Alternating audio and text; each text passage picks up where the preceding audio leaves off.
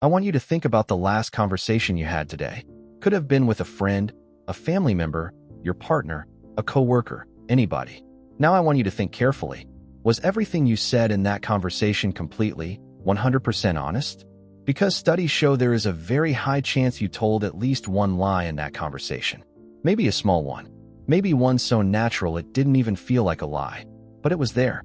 And today we are going to talk about why normal, good-hearted, decent people lie every single day without even thinking about it. And by the end of this, I promise you are going to see people, including yourself, very differently. Let's start with something that makes most people uncomfortable when they first hear it. The average person tells between 1 and 2 lies every single day. That is over 700 lies a year. From one person. Now multiply that by everyone in your life, and you start to realize we are swimming in dishonesty every single day, and most of us have no idea.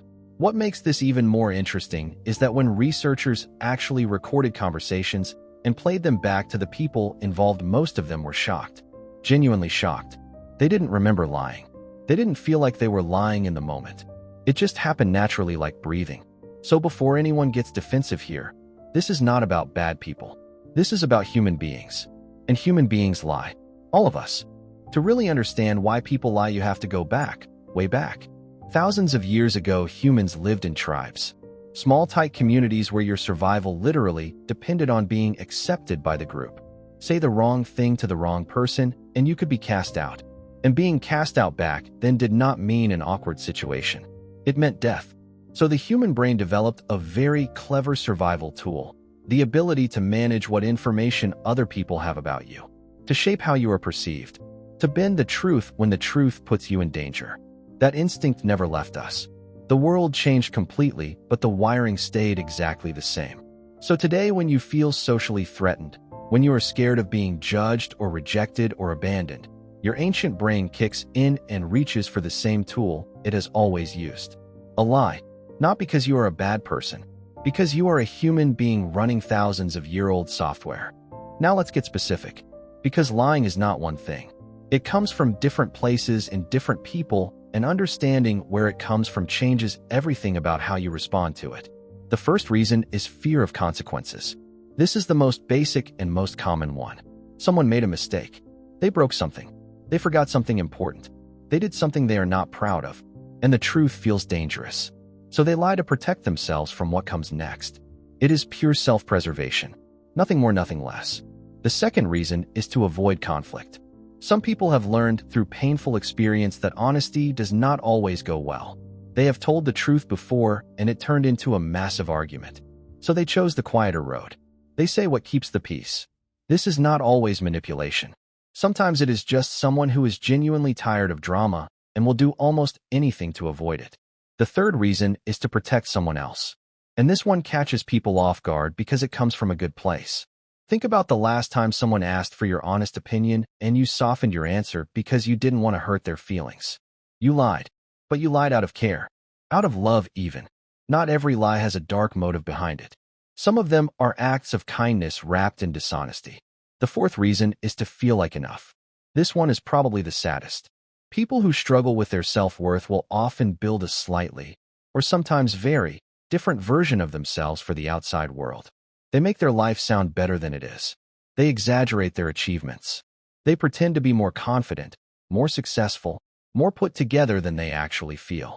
And every single lie they tell in that direction is really just a quiet scream for acceptance. A way of saying, please like the version of me I wish I was. The fifth reason is environment. This one matters more than people realize. If you GRE, here is something that science has actually proven and that most people find genuinely disturbing. The more a person lies, the less guilt they feel about it. Brain scans show that the region of the brain responsible for emotional discomfort when lying, called the amygdala, produces a weaker and weaker response every time a lie is told. The brain gets desensitized. What felt deeply wrong the very first time feels completely normal by the 50th time. This is how ordinary people become compulsive liars. Not overnight. Gradually. One small lie at a time, until lying is just how they move through the world. So how do you spot when someone is lying to you? A few signs worth knowing. Over-explaining is a big one. Liars tend to give way too much detail because they want their story to sound convincing. Honest people usually just say what happened without feeling the need to justify every single part of it. Watch for people who consistently avoid directly answering a question. They redirect, they change the subject, they answer a different question than the one you asked. Look for stories that shift slightly over time.